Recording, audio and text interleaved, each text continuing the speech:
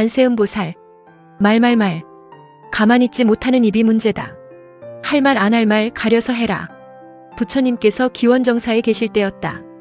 어느 날 6 비구들은 난폭한 행동을 하며 수행을 잘하고 있는 착한 비구들을 욕하는 등 온갖 모욕을 주었다. 부처님은 이런 사실을 알고 그 6 비구들을 호되게 꾸짖고는 잔혹한 말이란 동물조차도 꺼린다. 전생에도 어떤 동물이 자기에게 듣기 싫은 말을 하는 사람에게 천금의 손실을 입힌 일이 있느니라 하시고는 다음과 같이 과거에 있었던 일을 말씀하셨다. 옛날 건다라국의 득차시라 성에 건다라 왕이 나라를 다스리고 있었다. 그때 어떤 바라문이 소를 사육하는 곳에서 송아지 한 마리를 사가지고 왔다. 그는 송아지 이름을 환희만이라 부르며 마치 친자식처럼 사랑을 듬뿍 쏟으며 길렀다. 소는 자라면서 생각하였다. 이 주인은 나를 아끼고 사랑으로 길러주셨다. 이제는 이 세상에서 나만큼 힘이 센 소는 없다. 나는 이 힘으로 주인의 은혜를 입은 만큼 그 은덕을 갚아야겠다. 소는 어느 날 주인에게 말을 하였다. 주인이시여, 소를 가진 큰 부자를 찾아가 내 소는 짐을 가득 실은 100대의 수레를 움직일 수 있다고 하시고 천금을 걸고 내기를 하십시오. 소 주인은 그 말대로 큰 부자를 찾아가서 말을 걸었다. 이 성 안에서 누구의 소가 가장 힘이 센가? 몇 집에 힘센 소가 있긴 하지만 우리 집 소만큼은 당해내지 못할 걸세. 내가 알기로는 짐을 실은 100대의 수레를 끄는 소가 있다고 들었네. 그런 소가 어디 있겠나? 우리 집 소가 그렇네. 그렇다면 내기를 하세. 좋아, 그렇게 하세. 소 주인은 100대의 수레를 일렬로 세운 뒤 모래와 자갈을 가득 채우고 밧줄로 수레를 단단히 연결해 놓았다. 소 주인은 자신의 소를 목욕시키고 좋은 음식도 먹인 뒤 꽃으로 장식했다. 그리고 맨 앞 수레에 앉아 채찍을 휘두르며 외쳤다. 가자. 허풍선이 소야. 자, 끌어라 허풍선이야. 그 소는 생각하였다. 이 주인이 허풍을 떨지도 않은 나를 허풍선이라 부르는 것은 무슨 이유일까? 그리고 내 다리를 기둥처럼 버티고 서서 꼼짝도 하지 않았다.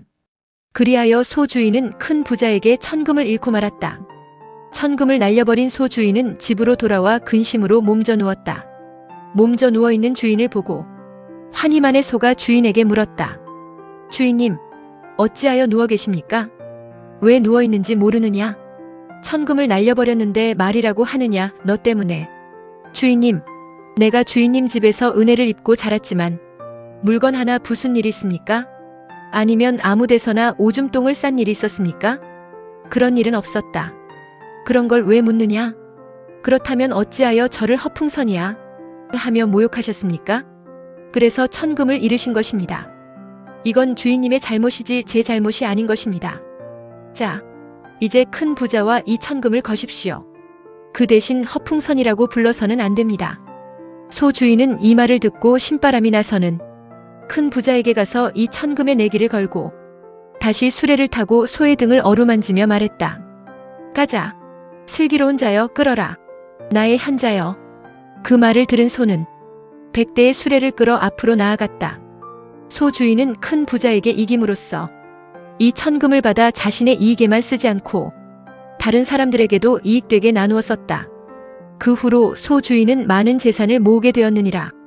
이 이야기를 마친 부처님은 6 비구들에게 말씀하셨다. 너희 비구들이여, 나쁜 말, 험담하는 말, 잘못된 말들은 누구에게도 기분 나쁜 것이 되므로 항상 남의 말을 함부로 하지 말라. 이렇게 호되게 꾸짖고는 비구들의 생활 속 규범인 계율을 제정하시며 다음과 같은 개송으로 노래하셨다. 좋은 말만 하라. 불쾌한 말을 하지 말라. 참으로 즐거운 말을 하는 사람을 위해 소는 무거운 짐을 끌어 그에게 재산을 안겨주었다. 그로 인하여 그 사람은 큰 행복을 얻었노라. 부처님은 개송을 마치신 뒤 다시 말씀하셨다. 그때의 그 소 주인은 지금의 아난이었고 그 환희만의 소는 바로 나였느니라. 옛날이나 지금이나 사람들은 남을 헐뜯기 좋아한다. 말이 많으면 많다고 비난하고 말이 없으면 없다고 또 헐뜯는다. 적당히 말해도 헐뜯는다. 마치 이 세상은 남을 헐뜯지 않고는 살아갈 재미가 없는 것 같이 말이다. 눈으로 본 것만 가지고 귀로 들은 것만 가지고 쉴 사이 없이 입을 가만히 있지 못하고 말을 함부로 하고 있다. 자신과 뜻이 맞지 않으면 그 상대를 비방하기에 급급하다. 미워하지 않을 것을 미워하고 비방하지 않을 것을 비방하여 구업을 짓고 있나니 남을 비방하는 것은 자신을 비방하는 것이요 남에게 짜증, 신경질, 화내는 일들은 스스로 자신의 마음을 괴롭힘이니라. 바빌로니아 율법서에서도 다음과 같은 말이 있다. 비난이란 말하는 사람, 듣는 사람, 비난당한 사람, 이 셋은 모두 죽인다. 그래서 부처님께서는 입은 재앙을 불러들이는 문이다 고하셨다. 부처님을 자비하신 부처님이라 부른다. 그러나 그 자비는 무조건적인 자비가 아니라 잘못된 중생을 제도하실 때는 사자와 같은 불호령으로 제도하시기도 한다. 나무관세음보살 두 손 모음이다.